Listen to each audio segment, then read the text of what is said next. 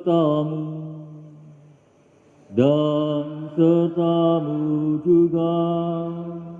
Inilah Injil Yesus Kristus menurut Santo Markus. Dimuliakanlah Tuhan.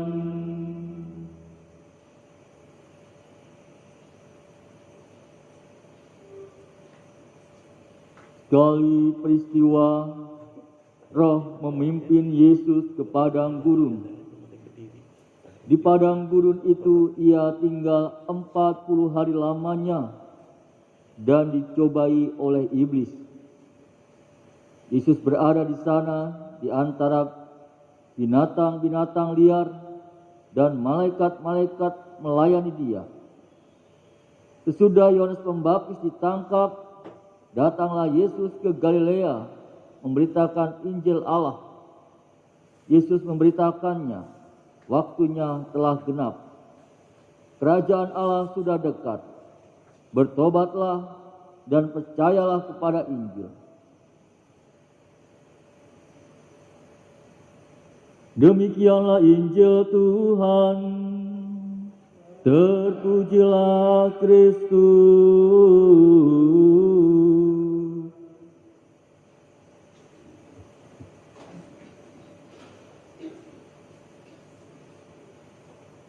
Bapak, Ibu, saudara-saudariku yang dikasihi Tuhan,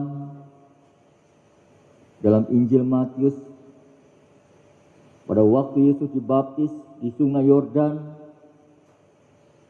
terdengar suara Roh Allah dari surga. Inilah anakku yang kukasihi, kepadanya aku berkenan. Allah ingin menunjukkan kepada Yesus adalah anaknya. Tetapi sebagai putra Allah, ternyata sebagai manusia Yesus pun tidak terkecuali mengalami namanya godaan. Waktu pencobaan selama 40 hari itu mengingatkan kita akan pengalaman Musa yang tentunya membutuhkan 40 hari puasa di gunung sebelum menerima perintah Allah.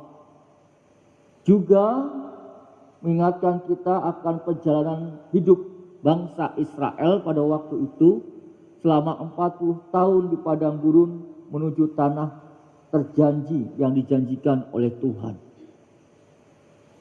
Saudaraku yang terkasih, pencobaan dan godaan setan yang dialami Yesus selama 40 hari di padang gurun, saya merefleksikan ada dua tujuan. Yang pertama, untuk Yesus sendiri, yakni agar dengan mengalami pencobaan dan juga godaan, karya pewartaan dan pelayanannya dalam kerajaan Allah yang mau didirikannya dapat itu mengalami kegagalan. Yesus digoda agar supaya ia membangun kerajaan Allah dan juga menggunakan perhitungan serta ukuran duniawi melulu. Yang kedua, bahwa godaan setan itu ditujukan juga kepada kita semua sebagai murid ataupun pengikut Yesus Kristus. Di mana sebagai murid Kristus yang sejati pasti akan selalu dalam diri kita itu menentang dan juga melawan perbuatan-perbuatan setan yang menentang kerajaan Allah itu sendiri, yang menentang Allah itu sendiri. Andai kata kita sebagai murid Yesus yang sejati, tentunya kita mau melawan godaan-godaan itu. Roh yang turun dari Yesus pada saat ini, ia dibaptis, membimbing dia ke padang gurun untuk mengalami perlawanan setan. Yesus bergulat dengan setan atas kekuatannya sendiri, sendirian dan dalam kesepian yang begitu ia alami. Si setan atau roh jahat itu tahu kelemahan atau mencobai dalam hidupnya agar mengubah iman ataupun suatu integritas kesetiaan Yesus sebagai Allah itu sendiri, tetapi atas kesungguhan jati dirinya sebagai putra Allah, Yesus mampu untuk mengalahkan segenap pencobaan dan juga godaan setan yang dihadapi. Dan Yesus mengalami 3 macam pencobaan. Kita tahu, makan minum, dekat tentang roti rezeki, tidak jujur terhadap Tuhan, yaitu mencobai Tuhan, mencobai Dia, dan juga kesetiaan atau loyalitas kepada Allah. Dan itulah tentunya cobaan-cobaan juga tidak hanya diberikan kepada Yesus, tapi juga kepada murid-muridnya, kepada kita semua. Mengenai makna minum, Yesus selalu ingat bahwa dirinya tergantung seluruhnya kepada Allah.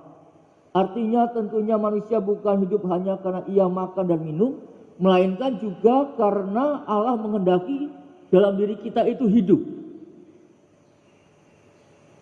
Karena itu barang siapa sesungguhnya mengikuti Yesus, ia akan hidup yang tergantung dalam hidupnya.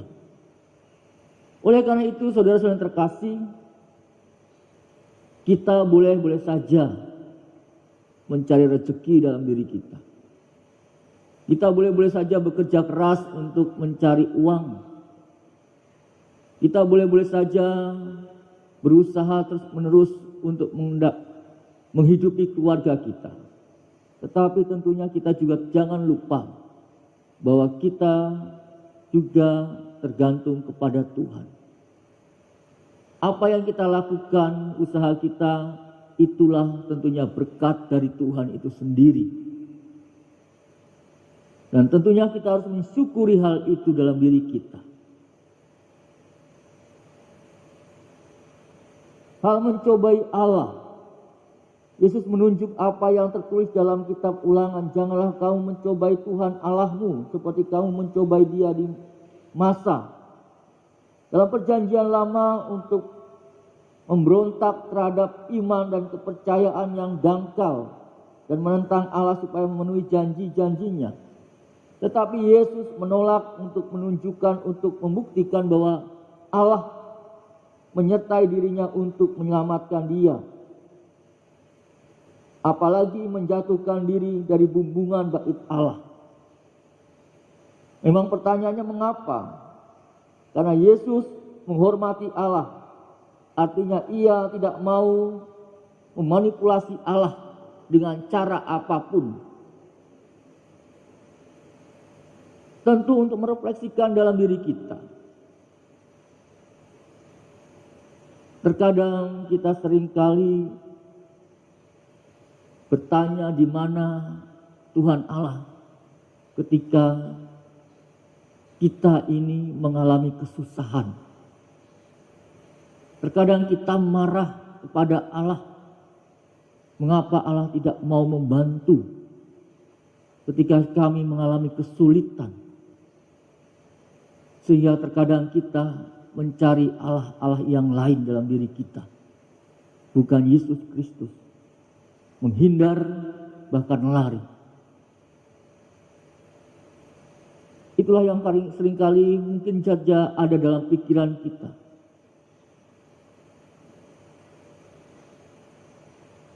Bapak Ibu saudara terkasih, kita tahu bahwa Allah tetap setia dalam dirinya.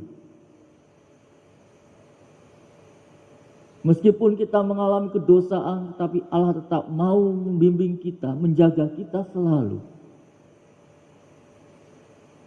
Disinilah tentunya kita lihat godaan yang ketiga berkaitan tentang kesetiaan dan juga loyalitas total kepada Allah.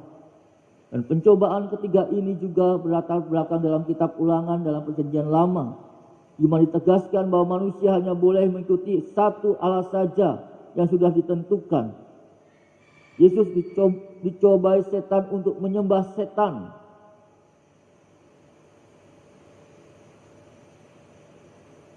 Seringkali kita juga, semoga tidak ada di antara kita ya, pergi ke dukun, mengatakan orang pintar, bahkan meminta kepadanya agar orang yang menyakiti itu mengalami sakit ataupun orang itu mengalami penderitaan karena pernah menyakiti hati kita. Dalam artian kita seringkali melawan kekerasan dengan kekerasan. Itulah yang tentunya terkadang seringkali kita tidak total dalam mengikuti Yesus. Yesus dicobai setan untuk menyembah setan, dan jawaban berpegang pada kitab Ulangan, anak Allah hanya menyembah kepada Allahnya di surga. Kita diminta untuk tetap setia dalam segala kehidupan kita. Jangan kita menggadaikan Tuhan kita hanya karena keinginan-keinginan duniawi kita yang seringkali hadir. Mungkin keinginan itu menyenangkan diri kita, memuaskan diri kita. Pertanyaannya, apakah itu sesuai dengan apa yang dikehendaki Tuhan? Sesuai dengan ajaran iman kekatolikan kita atau tidak?